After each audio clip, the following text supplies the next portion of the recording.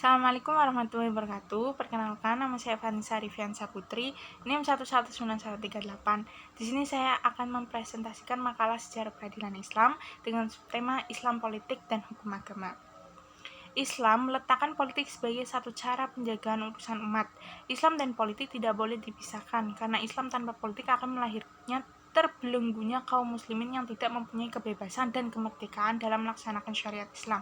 Begitu pula politik tanpa Islam hanya akan melahirkan masyarakat yang mengagungkan kekuasaan, jabatan, bahan, dan duniawi saja, kosong dari aspek moral dan spiritual. Oleh karena itu, politik dalam Islam sangat penting bagi mengingatkan kemerdekaan dan kebebasan melaksanakan syariat Islam yang boleh diwadahi politik Islam. Adanya kehadiran kolonial Belanda menjadi petaka bagi umat Islam. Seiring dengan jatuhnya satu persatu kerajaan Islam di Nusantara, serta melemahnya peran politik Islam, Belanda dengan kekuasaan militer dan kekuatan politik merongrong hukum dan peradilan yang ada di Nusantara, serta berangsur-angsur mengerogoti hukum Islam dengan cara menciptakan politik hukum. Pada masa penjajahan Belanda, politik kolonial menghendaki hak agar hukum Islam diganti dengan hukum kolonial. Kemudian upaya ini gagal. Kegagalan itu menyebabkan pemerintahan kolonial Belanda menerapkan strategi alternatif, yakni dengan memunculkan hukum adat sebagai tandingan hukum Islam yang sudah berlaku lama dalam masyarakat Muslim. Hukum Islam yang universalis oleh Belanda dianggap berbahaya karena potensinya yang bisa memunculkan dan mengorbankan semangat nasionalisme. Hukum adat yang serba law partikuler itu dianggap dapat membendung keberlakuan hukum Islam di tengah-tengah masyarakat. Perjalanan sejarah lembaga keagamaan, khususnya peradilan agama di Indonesia, memperlihatkan bahwa setiap rangkaian historis secara terus-menerus ditandai dengan pergumulan antara politik dan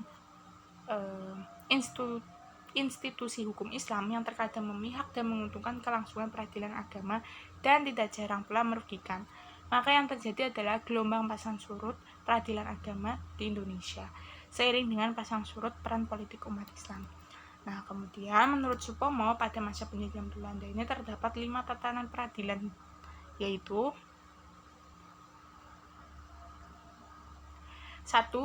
Peradilan Gubernement, tersebar di seluruh daerah Hindia Belanda. Yang kedua adalah peradilan pribumi yang tersebar di luar Jawa dan Madura. Ketiga adalah peradilan swapraja, tersebar hampir di seluruh daerah swapraja. Dan yang keempat adalah peradilan agama yang tersebar di daerah tempat berkedudukan peradilan gubernement. Sedangkan yang terakhir, yaitu yang kelima, peradilan desa yang tersebar di daerah tempat berkedudukan peradilan gubernement. Nah, pengadilan pertama itu terjadi pada tahun 1882. Peradilan yang lahir dengan nama Majelis atau Pengadilan Pendeta. Sebetulnya tidak sesuai karena yang dimaksudkan adalah pengadilan agama bagi orang Islam yang didirikan di mana terdapat pengadilan negeri atau Aldrat. Wewenangnya tidak ditentukan secara jelas dalam Staatblad 1882 No 152 yang menjadi dasar eksistensinya. Oleh karena itu, pengadilan itu sendiri yang menentukan perkara-perkara yang dipandangnya termasuk ke dalam lingkungan kekuasaannya, yakni perkara-perkara yang berhubungan dengan pernikahan, segala jenis perceraian, mahar, nafkah sah atau tidaknya anak perwalian, kewarisan, hiha, sodako, baitul mal, dan wakaf. Nah, itu pada masa Belanda. Sedangkan pada masa Jepang tidak adanya perubahan, hanya meneruskan saja.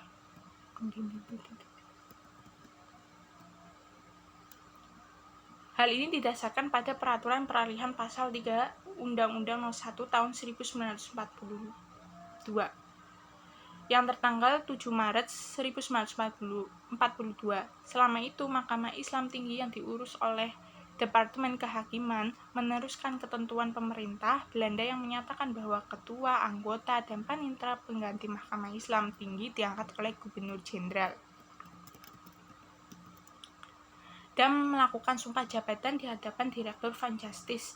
Nama pengadilan agama dan Mahkamah Islam Tinggi diganti dengan Suroyo Huin dan Kaikyu Koto Huin dalam rangka niat Jepang untuk menjadikan kemerdekaan bagi Indonesia di kemudian hari dalam lingkungan Asia Timur Raya. Maka oleh Gun Seikhanbu pada akhir Januari 1945 telah disampaikan sebuah pertanyaan kepada Dewan Sanyo atau Dewan Pertimbangan Agung tentang bagaimana pendirian dewan ini terhadap kedudukan agama dalam negara Islam. Politik Islam sendiri merupakan penghadapan Islam dengan kekuasaan dan negara yang melahirkan sikap dan perilaku politik serta budaya politik atau political culture yang berorientasi pada nilai-nilai Islam, sikap dan perilaku serta budaya politik yang memakai kata sifat Islam. Dan menurut Taufik Abdullah, bermula dari semua kepribadian moral dan doktrinal terhadap keutuhan komunitas spiritual Islam. Adapun simbiosis agama dan politik yaitu dengan menyatukan hubungan antara Tuhan, manusia, dan alam, serta dalam terapan teknisnya adalah mengintegrasikan antara ilmu agama dan ilmu umum. Hal ini mengarahkan pemikiran Islam pada komitmen dan orientasi pemikiran politik Islam yang menghasilkan konsep kewajiban manusia untuk membangun masyarakat ideal yang realisasinya mensyaratkan pembentukan institusi politik yang islami. Dari perspektif ini, integrasi mengidealkan tidak adanya pemisahan antara agama dan politik. Berbagai macam pemecahan masalah hubungan agama dan politik telah dikemukakan oleh pemikir politik Islam di berbagai negara.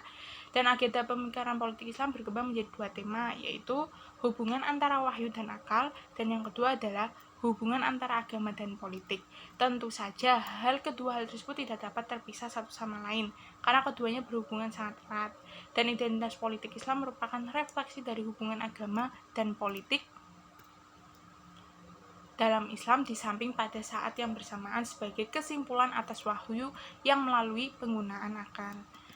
Kemudian, karakteristik Islam politik. Secara kategorial, ada 3 paradigma dalam pemikiran politik Islam. Yang pertama yaitu paradigma integralistik, berarti mengajukan konsep bersatunya agama dan negara. Agama Islam dan negara tidak dapat dipisahkan. Apa yang merupakan wilayah agama juga otomatis merupakan wilayah politik atau negara. Negara merupakan lembaga politik dan keagamaan sekaligus. Secara singkat dapat dikatakan bahwa inti landasan ini adalah keyakinan akan watak holistik Islam. Kemudian yang kedua adalah paradigma substantif, yaitu mengajukan pandangan bahwa agama dan negara berhubungan secara mutualistik, yaitu berarti berhubungan timbal balik dan saling membutuhkan atau menguntungkan. Dalam kaitan ini, agama membutuhkan negara, sebab melalui negara, agama dapat berpihak dengan baik, dan hukum-hukum agama juga dapat ditegakkan melalui kekuasaan negara.